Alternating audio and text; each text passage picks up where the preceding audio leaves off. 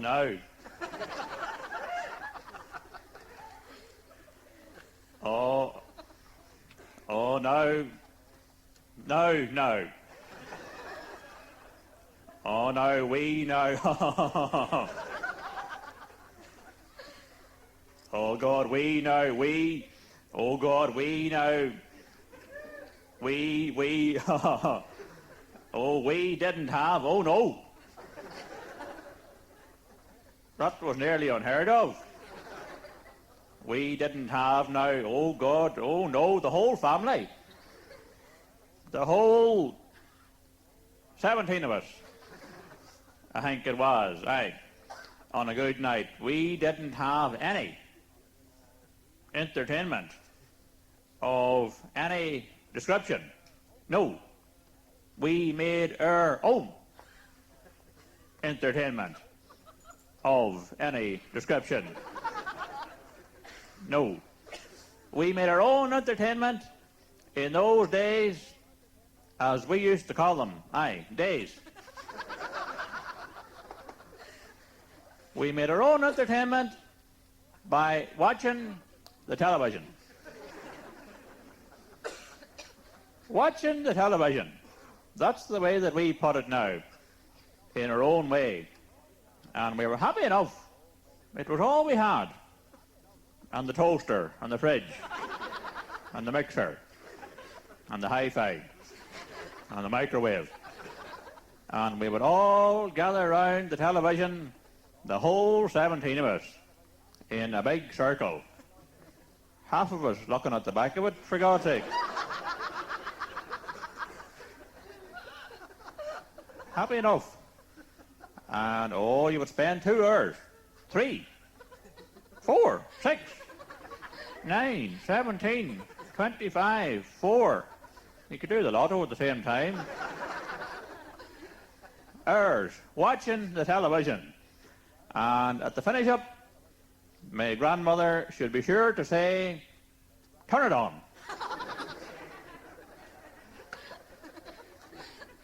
Aye.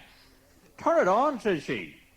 We knew rightly what she meant. "Turn it on," says she, "and we'll watch it," says she, "in that order. And we'll enjoy it," says she, "whether we like it or not." And on the television would go. Now, was there programs on that television? Yes, was the short, pithy answer to that particular stupid question. Oh, God, programs. Programs. Programs wasn't the word. Can't remember what the word was now. But I'm damn sure it wasn't programs, no. Oh, films, stories, advertisements, news, more news, Closedown. The best of the bunch of them, in my opinion, was the advertisements. Oh, God, they were good now. And they would be repeats.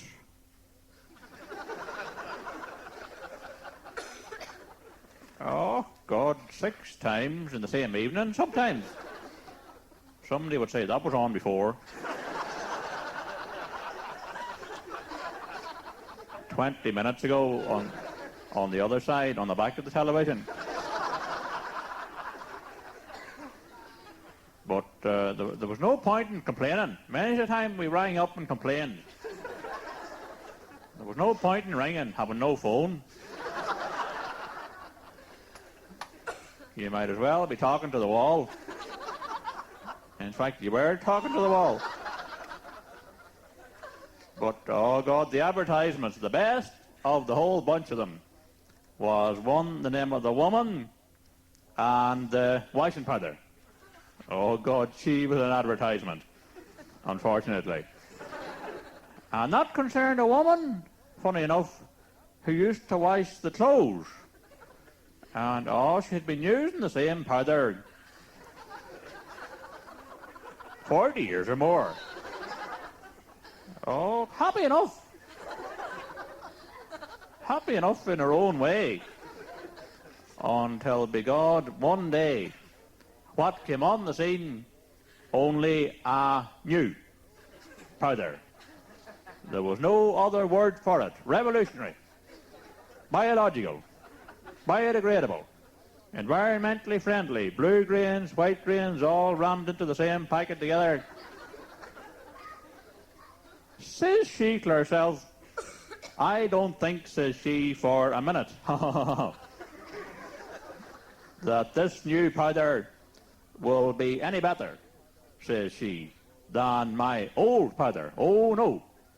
But, says she, just to be awkward, just to waste £250,000 on an April Fool of an advertising campaign, says she, I'll give it a try. So, to cut a long story, what we used to call in those days, for want of a better word, I suppose, as much as anything else, when it boils down to it, at the finish up, at the head of the hunt, not to be too fine a point on it. Short. She went out to the supermarket, bought the new powder, brought it home, put it in the machine, gave it the full wax, the full cycle. 40 degrees or some damn number between 1 and 3,000. Took out the clothes. Begod, they were spotless. She could not believe her eyes. If there was one thing she couldn't believe, it was her eyes. Any other part of her anatomy, she would have given it the benefit of the doubt. If it had been her elbow, she would have swallowed it. But she drew the line at her eyes with a big, thick, red marker and coloured in one of her ears as well and started on her arse. Oh, it was an advertisement and a half now. And then she drilled a hole. I never forgot it. A hole at the top of her nose. And the right eye looked at the left eye and said, pull the other one. Now, at that particular moment, who came walking up the road? Only the man in the white coat. He was an expert. You nearly know to look at him. The way he was running. Aye. The expert in the white coat, he came jogging up the road. He had two. Let me get this right now. It's a good one if you get it right.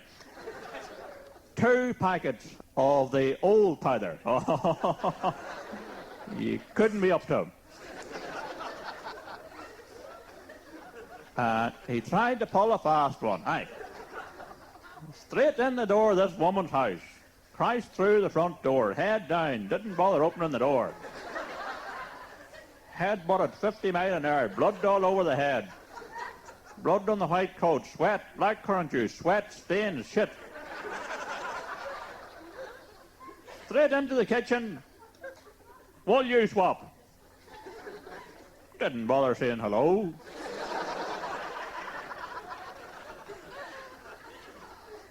No such thing as, sorry about the door, missus. I've got another one now at home in the garage that might fit. That's 6 inches too narrow and it's the wrong colour, but to hell with it, any port in a storm. Nothing remotely like that stream of nonsense, no. Will you swap? He was on drugs as well, of course. And the woman took one look at him with a shite hanging off him. Blood all over the place, sweat everywhere, shit all over the floor. No. No, says she. No. No, I will not swap, says she. And you'll wipe that shite off the floor, says she. But that's another advertisement, says she. Oh, she was level-headed now. She swiped the top of her head with a bread knife.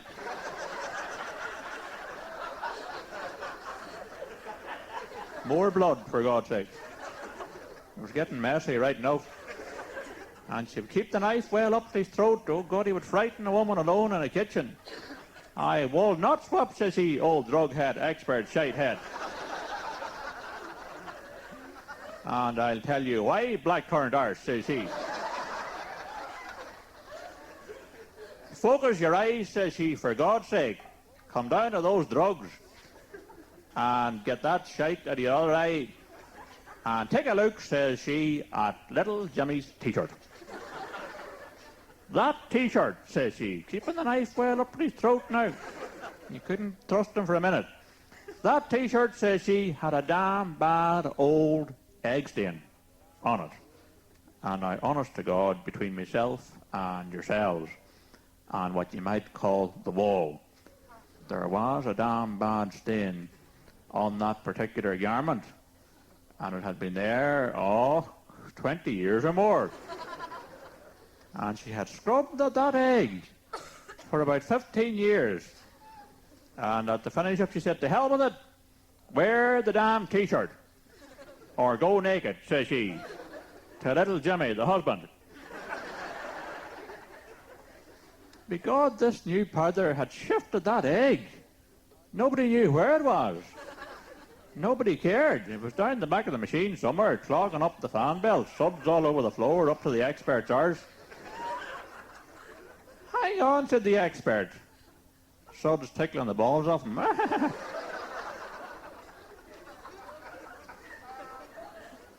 I'm giving you 2, says he. 2 for 1. Is that not more, says he, or am I going mad altogether? I don't give a damn, says she. I have got a wife, says she. Cleaner, poking him in the eyes for emphasis. And to remind him of the number 2. Cleaner than I ever thought possible. Bluey white. Some bastard put dye in the washing machine. And from that day on, nothing else would do her. Only the new, revolutionary, biological, biodegradable, environmentally friendly, how's it going environment, soft day for a hole in the ozone layer. Washing powder. And, oh God, that was an advertisement. Oh, we would watch that one now. Well, 20 times a night, aye. But it was good. Oh God, she was the one for the old jokes now, my grandmother. Knock, knock, says she. Aye, that was a good one. Aye, knock, knock. Now, what she was pretending to do was that she was outside the door of the house, for God's sake. You see, we were supposed to go, oh, who the hell could that be at this ungodly hour of the middle of the night? Aye, a stranger at 4 o'clock in the morning. God, there's a turn-up now for the book. We all knew damn rightly who it was. It was boringly, painfully obvious. It was herself. Aye, tied down in the corner. But you couldn't say to her, would you ever shut up, you senile owl bitchy, with those old stereotype jokes that we heard 300 years ago? The old example of mad cow disease gone wrong and multiplied by 25 and stacked beside the fire and used for fuel on a cold night when you'd be running short of turf for coal. Oh no, she couldn't take a bit of gentle criticism at all. You had to play her along. All right, somebody would say, who's there? Who could that be? I'm bursting with curiosity. Put me out of my misery. And she would say, oh, says she, a little old lady. Now, it was boringly, painfully, repetitively obvious who the little old lady was. It was herself, tied down in the corner, but you couldn't say boo to her. All right, we would say, a little old lady, who? Oh, says she, I didn't know yous could yodel. And God, we would laugh at that now. That was a good one. I didn't know we could yodel. And the funny thing was, we could all yodel. Oh, we would get her back turned. She'd be lighting the fire. And we would all jump up on the table and yodel like there was no tomorrow. And she would turn around and say, what the hell is that racket? And we would all stop dead in our tracks and say, Sorry, Granny, you're hallucinating again.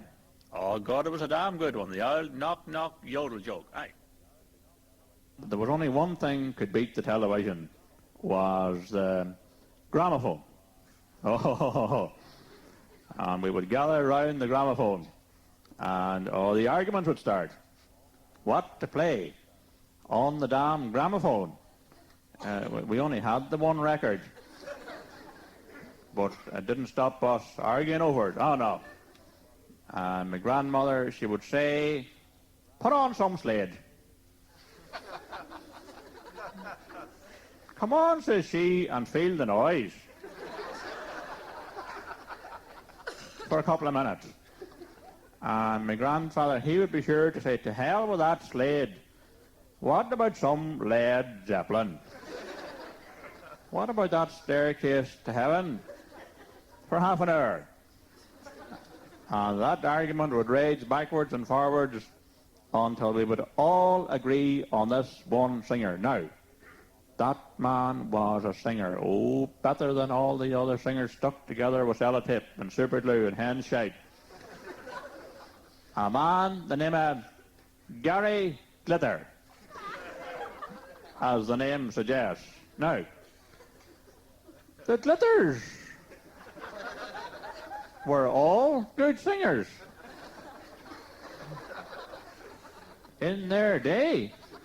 Oh, you couldn't beat the Glitters when it came to roaring and jumping and shouting. But Gary, he took the biscuit, as we used to call them in those days. Aye, biscuits. He would reach his hand into the tin, and the dirty big black leather glove on him, so the chocolate digestives would melt in his mouth, but not in his hand. Oh, there was no flies on Gary. Maybe one or two in the summer. Maybe a wee lump of cow shite behind his ear. But he was obsessed with these chocolate digestives. And his other big obsession in those days, his damned old gang. Oh, and he would ask the whole lot of us, if I can remember the lyrics of that ballad now. Oh, do you? There was a question involved in it anyway. Do you, says he, do you want to be in, my gang, says he, my gang, my gang, my gang, my gang, my gang, my gang, my gang. That was it. That was half of the first line anyway. That was it. Do you want to be, it's coming back to me. Do you want to be in my gang, my gang, my gang, says he, my gang, my gang. His gang. We knew damn rightly whose gang he was referring to. Reading between the lines. There wasn't a lot of lyrics as such in that particular ballad. No, words were scarce in those days. But Gary made do with what he had. I never once heard him complaining about a lyric. No. He made the most of it by dint of what we used to call repetition. Repetition. It was a handy old device. Aye. And my grandmother, she would stand up on a chair and she would look him straight in the eye and she would say, one small question. Glitterhead. Finish your biscuit, Gary. No hurry, Gary. Don't mind the crumbs, Gary. God, he would scare the shite out of the whole lot of us. Who's going to be the leader of this particular neighbourhood watch scheme that you're proposing here at the top of your voice? And he would think about that. Oh, he was stumped for a minute. I'm the leader. That's the second verse now. I'm jumping ahead. I'm the leader, says he. I'm the leader, I'm the leader, I'm the leader. How did it go? I'm the leader of the gang. I am. Himself again, in other words. And he would ask the whole lot of us again, do you, for God's sake? Or don't you? Are you deaf or something? Want to be in my gang, my gang, whose gang? My gang, you deaf shite, you. And we would all think about it, and we would go, oh, yes. Oh, yeah, Gary. Oh, we do, Gary. Honest to God, Gary. Where do we sign up? Is there a waiting list? Is there an application form? Would you any chance of a free chocolate digestive if you sign on the spot? Oh, we all wanted to be in the gang right enough. He was a big man and a good leader. Oh, Gary Litter. He would have been 6'4" on his bare feet on a good day. But you see, what made him even bigger was the platform shoes. And oh God, with the platform shoes on, he was well over 8 foot. And we all wore the platform shoes. Many of the time I heard my grandmother, she would say, put on your platforms like a Christian. Till we get out to the pub, says she. And away out to the pub, the whole 17 of us, and Gary Litter on the 2 motorbikes. Right. Gary on one, and us 17 on the other one. And you would drink lager. Oh, drink till it was coming out of her ear. Whist, my grandmother would say. Aye, whist, says she. Whist, whist. Whist, for God's sake, the whole 17 years. None of them was saying a word. You see, she had the old Walkman on her and forgot all about it. Whist, says she. Whist, whist, shut up, says she. And gather round the television. There's a man, says she, after landing on the moon. And we would all gather round the television, and honest to God, she wasn't raving for once in her life. There was a dirty big rocket slap bang in the middle of the television. And oh, that wasn't today or yesterday. No, this is going back the 60s, I think it was. Aye, you don't get them anymore. But it was a race, funny enough. It was a space race, I suppose, between the Russians, God rest them, and the Americans. Aye, a 2-horse race. Ireland stayed out of it. Double era kept neutral. Aye. When I want to hear an Irish rocket, says he, I listen to my own farts. Aye, a 2-horse race.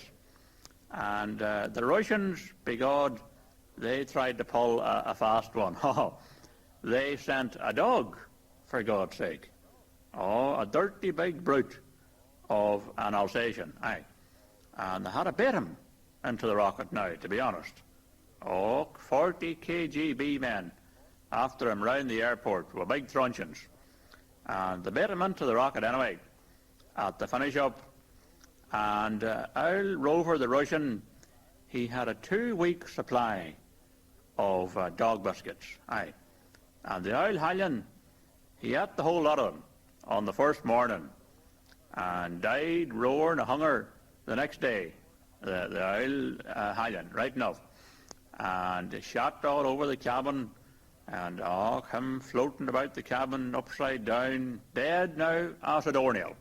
Oh, God, he was a sight now, to be honest. And the Americans, oh, they weren't so slow, no. They sent now 3 men, you see, 3 men, again a dead dog. It was a poor old contest, really, but we watched it anyway. There wasn't much going on the other side, on the back of the television, no.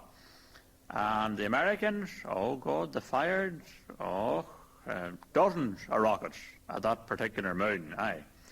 They would wait, you see, till it was full to get a better shot at it. And they fired away Apollo this and Apollo that, and Apollo what not. Apollo 1 would have been the first of them, aye. But at the finish up, they hit it anyway. And by God, who stepped out of the rocket? The door opened, and who appeared? Only one of the Armstrong's boys, you see. The name Neil, he would have been. Aye. Oh God, the Armstrongs were all big strapping astronauts in their day. But Neil now, he took the biscuit. Aye. And Neely stuck his head round the door. Whist! My grandmother says, whist, whist, give the lad a chance, for God's sake. He's come a long way. And Neil Armstrong, he opened his mouth and he spoke the first speech that was ever spoke on the moon. If I can remember it now, it was a carja, says he. Aye, a carja, says he. It's one small step, says he, for a man, but by God, says he, it's a giant bucklap, says he, for another man. Aye, that was it. That was most of it. It's a small step, says he, for a big man like myself. But by God, says he, it's some jump for a small farmer, or a chicken, or a frog, or a dead dog. It's a long way down. That's what he was driving at. We knew damn rightly what he meant, old Neil Armstrong. And lucky enough, they had a ladder in the boot of the rocket. Aye. Oh, an old aluminium 12-footer. And they got the ladder out, dropped it down, and Neil Armstrong, he floated down that ladder. Oh God, he was very light on his feet for a big man. And he landed up to his arse in dust. Oh God, you would feel sorry for him, right enough. It was a long way to go for that rubbish. You couldn't graze a goat on it, to be honest. Potholes and gorse bushes, it was like Connemara now on a bad day. And oh God, they were annoyed. But the best programme of the whole bunch of them put together, in my opinion, was one the name of Closedown. Aye. And Closedown, it was on most of the night. Funny enough. Oh, I noticed that about Closedown. Oh, and there was a bad old hum of that particular programme. Oh, a continuous, high-pitched, monotonous whine was the only way you could describe it. It was a high E note, sustained indefinitely, monotonously, all night long. And it was hard to listen to it, right enough. You couldn't listen to it, but we listened to it anyway. Aye. And about 4 o'clock in the morning, my grandfather, he would be sure to say, he would be the first to notice it. Aye. He would be sure to say, there's a bad old noise, says he, coming off that box. He didn't even know it was a television, for God's sake. There's a bad old hum, says he, if you don't mind me saying so. And we didn't give two shouts, really, what he said. He could have stood on his head in a bucket of Kojak and recited the rosary backwards in Japanese for all we cared. There's a bad old hum, said he. He was determined to get his point in, coming off that box. And now, honest to God, if you cocked your ear, you had to admit it. There was a damn bad whine coming off that television. And there was only one way, funny enough, I never forgot it, to get rid of that damn noise, was up with the finger, be God, and off.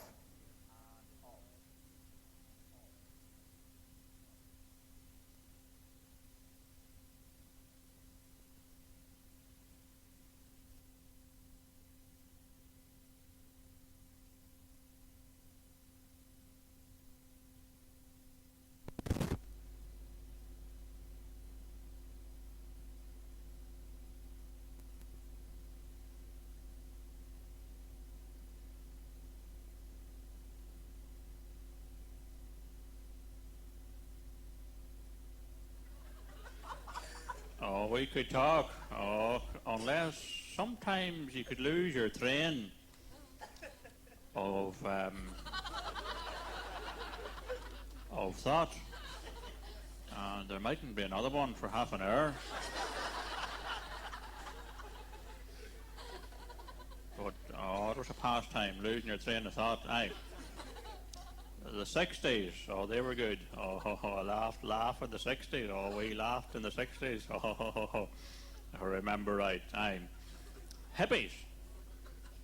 Oh, hippies, the whole lot of us. The whole 17 of us. We all had the long hair. My grandfather, he had the longest on account of being the oldest. Oh, he dropped out of it in 1923 and he never got back in again. God rest him. He's still alive as well. But we all had the long hair. Even the dogs had hair down to their arses. And what would we wear in the hair? Only flowers. Oh, if you were only going to the toilet, you'd be sure to wear some flowers in your hair. Man.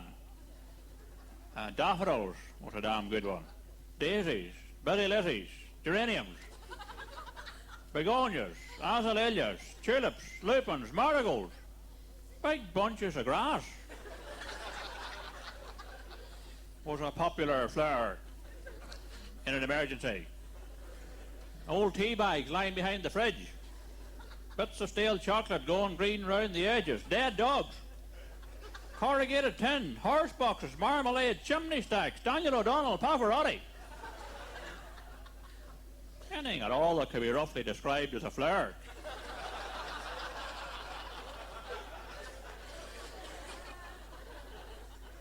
Was rammed into the back of our heads to block a draft on a cold winter's night. Oh, you could hardly get in the door with those bunches of flowers. And of course, we were into the drugs. Oh, never does a bit of harm, no. Not that I remember, no. Oh, we all liked a wee toke. A wee upper or a wee downer or a wee bit of potching in the cocaine to give you a pep on a cold morning. Aye. Oh, my grandmother, she was a devil for the hash. Now, oh, we all liked a wee toke now. But it was cool. Oh, it was cool, man, in those days. And the reason it was so cool, man, was because we sold all the slates off the roof of the house to buy the drugs.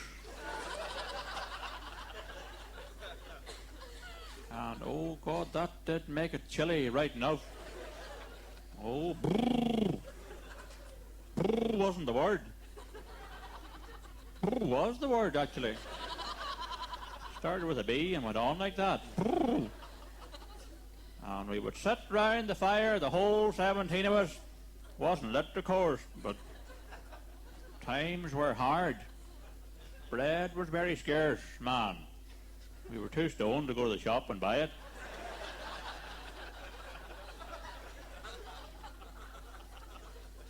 We would sit round that fire, and my grandfather, he would be sure to say, "Throw another slab of Moroccan on that fire," says he. "I'm coming down." And him up on the table, shaving the dog's legs or wrestling with Daniel O'Donnell. And we would sit round that fire laughing. Oh, laughing, laughing, laughing. Laughing like donkeys.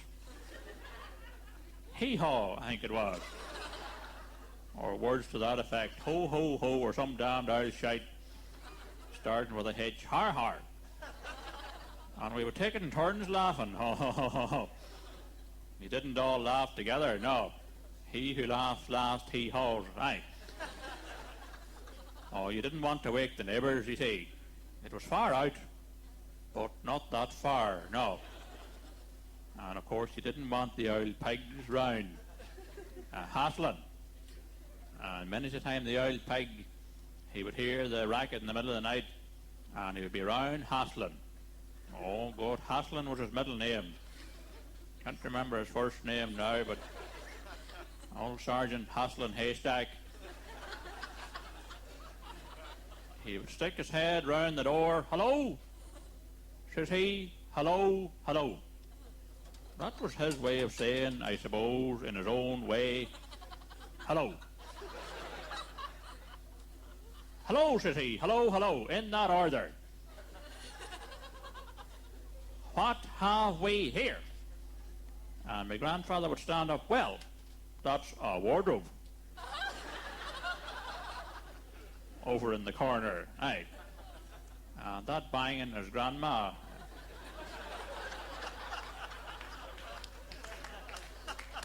Locked in there. Aye, knocking. And that's a chair wrapped around your neck.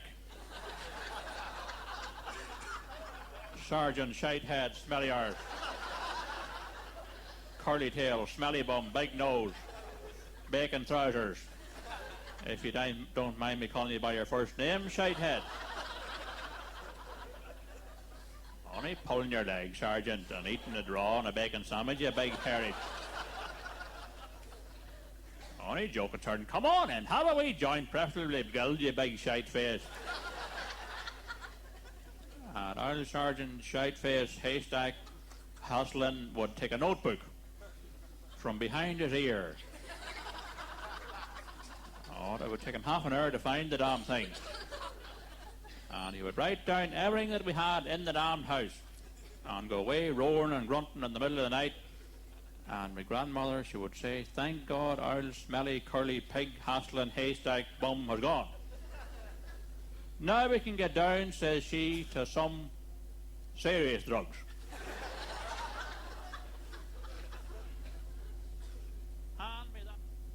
Oh God, it was a language now, right enough in its day, the old Irish, aye. And oh God, I knew the Irish. I can't remember half of it now. See, she is, aye. That was most of it now. That would get you a job in the civil service right enough, aye. See, she is. Sit, in other words. It was a handy one to have for the dog, you see. Aye, see, she is, Rover. And our Rover would give you a dirty look, and away out through the window and over the hedges, yelping his head off.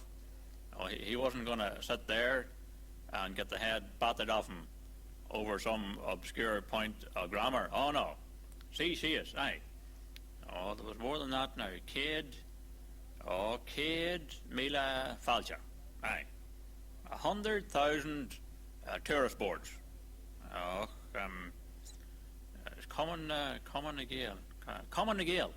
That was a good phrase, aye. Ireland's answer to Gone with the Wind, you see. And then there was the Irish greetings, may the road rise to meet you. Aye, may you be walking uphill for the rest of your life, you bastard, you. Oh, may you be in hell half an hour before you're dead, you devil, you. See. May all your Christmases be white. May you die roaring in a snowdrift, you shite you. Oh God, there was a language of its own, right enough. And there was a knack to it, like everything else. There was a trick to memorising it. There was a trick, my grandfather, he learnt it off the Christian brothers, and he passed it on to us, you see. And you got a big lump of a stick.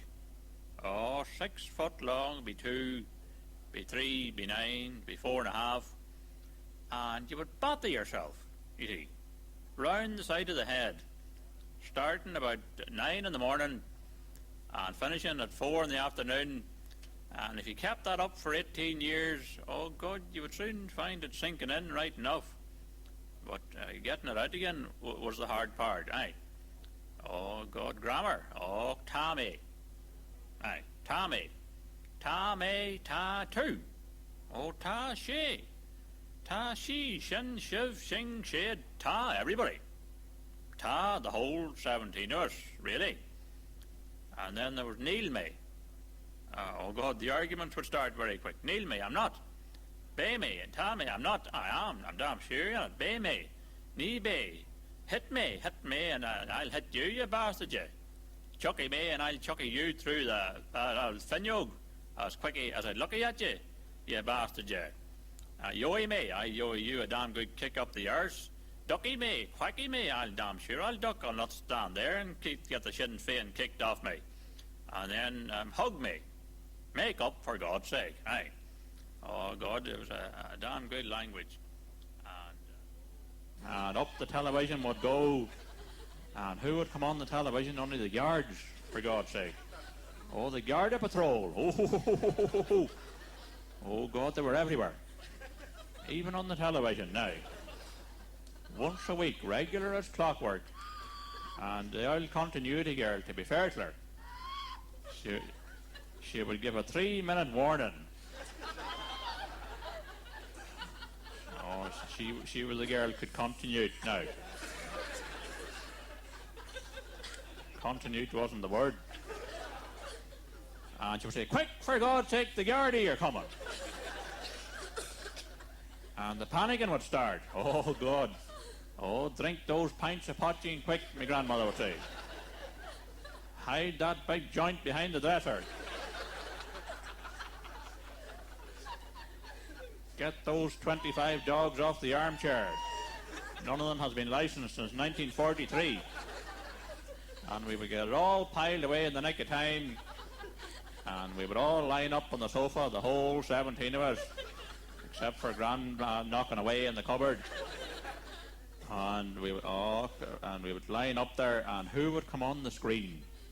Only a dirty big yard. Oh, God, a haystack of a man. Now, I had some job getting him on the television, to be honest. I had to take the hat off him at the finish up. Aye. And he came on the screen, and the whole lot of us lined up in a row on the sofa, trying to look innocent. Aye. Oh, innocent, innocent, innocent. Butter would not melt in our mouths. But a problem eating sandwiches right enough.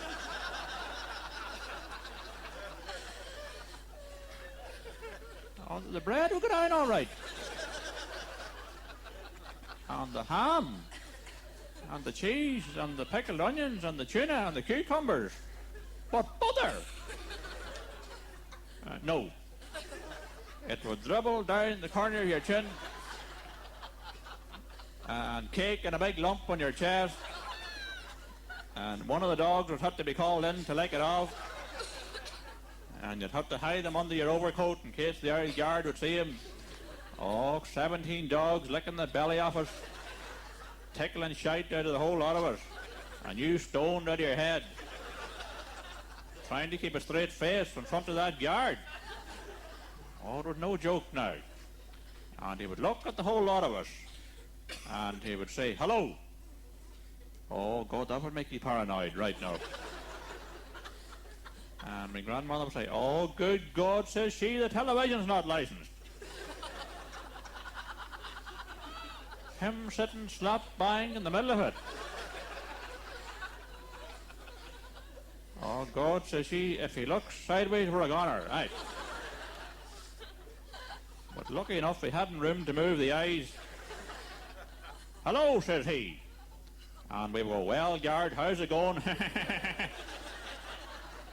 Down, Rover. How's it going, guard? Soft day, sergeant, for some hard drugs? Oh, God, he wasn't amused, no. He wouldn't let on he heard yet.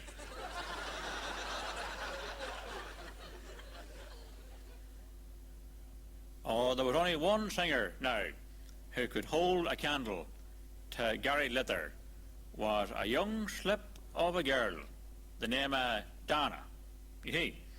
And Dana, she had no surname as such, but that didn't stop her singing. Oh, no.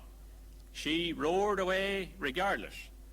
And Dana's big chart topper was a tune the name of All Kinds of what we used to call everything. Aye. Oh, that was a hit. Aye. And that concerned this boyfriend, you see. That Dana, oh, she was very fond of him now. She thought about him 24 hours a day, if not more. Aye. And what did she do? Only she made a list, you see, of all the things under the sun that reminded her of this young Lachiko that she had her eye on. Aye. And, that was some list now, right enough. It kept her off the streets, I suppose. She was on the dole in Derry, you see, and it passed the time for her. And, it was some list now. Any time I heard my grandfather, when he would get a few pints of potching on him, home from the pub, singing that list at the top of his voice. Aye, he learnt it off the gramophone, and I learnt it off him. And if I can remember half of that list now, I'll be doing well. But anyway, here goes anyway. Now, snowdrops, daffodils, butterflies, bees. Aye, any time at all she saw a bee flying past, she would say to herself, "Begod," says she, "that bumble is a dead ringer for my wee Shamey." Aye, bee for bastard, I suppose. Aye. Sailboats, fishermen, things of the sea. Aye, marine life generally. Wishing wells, wedding bells, early morning dew, dancing, romancing, daffodils, grey skies, blue skies, helicopters, barbed wire, Monday, Tuesday, every day, but especially early on in the week. If you ask Dana on a Friday evening, "How's wee Shimmy the bee?" she would say, "What the hell are you talking about? I don't know any Shimmy bee." Oh God, she would get annoyed very quick, Dana. But that was most of dancing, romance. Snowflakes. A snowflake, or even 2 snowflakes. Aye, depending on the weather. But the moral, anyway, of the whole rigmarole was that there wasn't one thing under the sun that didn't remind her of this young Lachiko that she had her eye on. There was one policeman smarter than the Garda Síochána, a man the name of Kojak. Kojak, he was a policeman. He didn't wear the uniform, but we knew rightly. We read it in the RTE guide. We were one step ahead of him, aye. But Kojak, sharp. Oh God, sharp. Kojak, sharp. Sharp wasn't the word. Bald. Bald, that was the word. Bald. Bald as a rabbit. He shouldn't have been outdoors at all. He should have been in his bed, the critter, with a brown paper bag over his head and a pair of dark glasses strapped round him. But he wasn't as stupid as he looked. The same Kojak. Oh no, that would have been impossible, really. No, Kojak, he always got the criminal. You had to hand it to him. And there wasn't a week went by on that God-forsaken, unfortunate, ill-starred programme there'd be some poor man, woman or child got dead. God rest the whole lot of them dumped together in a skip on the Lower East Side and never got the critters. But my grandmother, she would say a decade of the rosary before every Kojak. Please God for a happy and a peaceful and a trouble-free Kojak.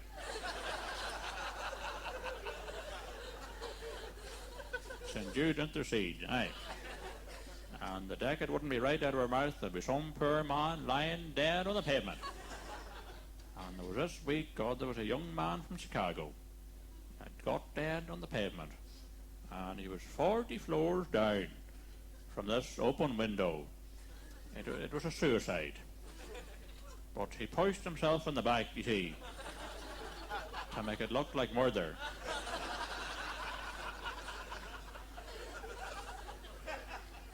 It was a hard one to figure out.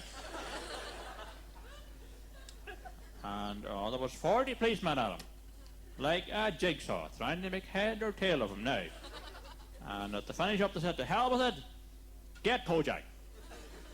He'll soon sort out the shite." So, they rang Kojak in the middle of the night. Aye, always the middle of the night they were bothering the crater. And Kojak, he jumped up in the bed, grabbed the phone. I'm on my way. Didn't bother asking where he was supposed to be going.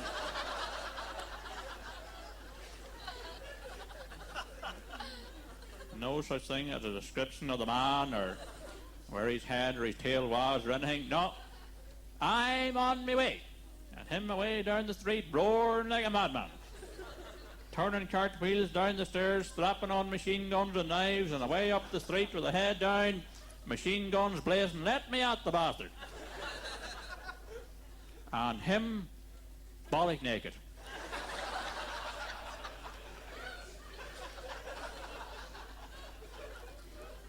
Didn't take time to put a stitch on him. And the wife, Mrs. Kojak, she would have been. One of the downtown Manhattan Kojakses. She would be sure to say, where the fuck are you going?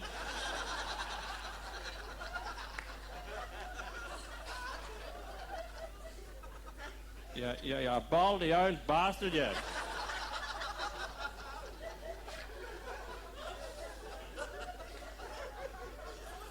At this unfortunate hour of the middle of the night, says she, get back into that fucking bed, says she. She had a tongue on her, Mrs. Kojak. Oh, you couldn't repeat half of it now, to be honest. But I just did, anyway. Right. Get back into that fucking bed, says she, or I'll ram 15 lollipops up your arse, says she.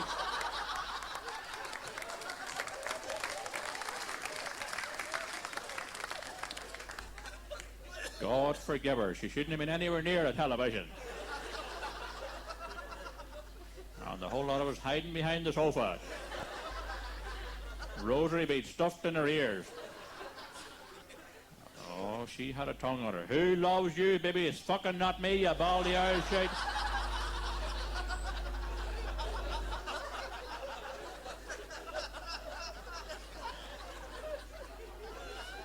You could not be up to her. Now, she had a tongue. She kept it in the fridge. Just to throw him off the trail, you see. And Kojak away up the street, roaring as good as he got. There were two of a kind, the Kojakses, really. She was as bald as he was, aye. Now, Kojak away up the street, and the machine guns blazing, and the head down, and the old wobbly arse knocking about like a pancake in the wind. Old hairy arse on him. You would think he had a sheepdog up his arse.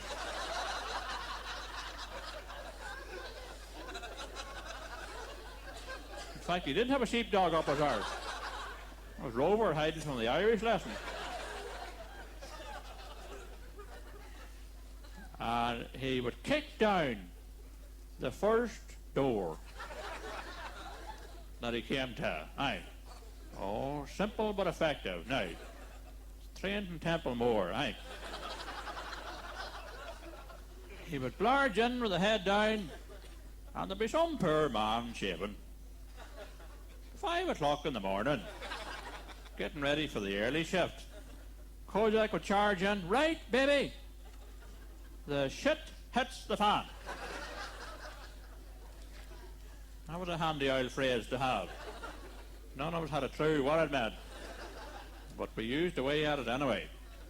Many a time I heard my grandfather, one of the dogs would be annoying and blocking the heat in front of the fire. Right, Rover, the shit hits the fan. Out through the window, Rover would go.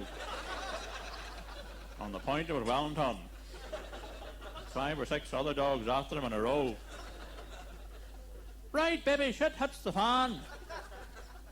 The man would wheel round shaving, and he would say, sorry, Kojak, I don't know what you mean. We weren't the only ones who were struggling, no. I haven't a clue what you're on about, baldy bollocks. Rover arse. Oh, he had a language of his own, Kojak.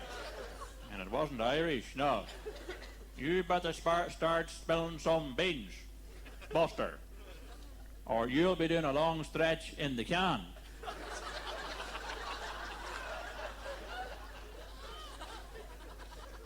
You better get those beans out of the can, or you'll go in yourself, you buster, you. Motherfucker. There'll be some heavy shit running down your leg. Oh, God forgive him. But he would keep up that stream of nonsense for half an hour, and the old dog reciting the present tense up his arse. And at the finish up, he would say, "Sorry, boss, just routine." And he would switch off the fan, get a big roll of toilet paper out of his pocket of the trousers that he hadn't got on him, and he would wipe the worst of it off the walls and the man's face and the phone and the television, and away on to the next house. And he would kick down about 500 or 600 doors now on a good morning. No, he didn't hang around. And the next door he kicked in, 501st door, right baby, shit hits the fan, Rover yelping away. The man would wheel round shaving, and he would say to Kojak, "Excuse me, Kojak, I'm a busy man." Oh, that was the giveaway. Aye. Busy was not the thing to be with Kojak knocking about. No. You could plead ignorance and say you didn't know what he was talking about, but busy. Busy doing what? Chopping up bodies right, left and centre. Hands sticking out under the floorboards. "I'm a psychopath" written on lipstick on the mirror. You nearly know yourself now. And Kojak, he'll be making a note of all these clues, and there would be about 28 minutes gone. Oh, that was the other trick, you see. He had half an hour to get the bastard. And he cut it fine now, minute at a time. And my grandmother would be keeping an eye on the stopwatch. "Oh, that must be him, Kojak. That's him. Go on, take him away for Christ's sake, quick. The reading is on in 3 minutes, you get you. Hit the shite with a fan and be done with it, Kojak." And Kojak would say, "Take this man down to the lab." Everything had to be took down to the damn Doyle lab. He was only a piece of dog shite in the street. Take that down to the lab before I slide in my arse and fall on it. One of the hazards of walking around bollock naked in Manhattan City. And that's the way that we lived our life in what we used to call, for want of a better word, the good old days. Good night, and thank you very much. Thank you.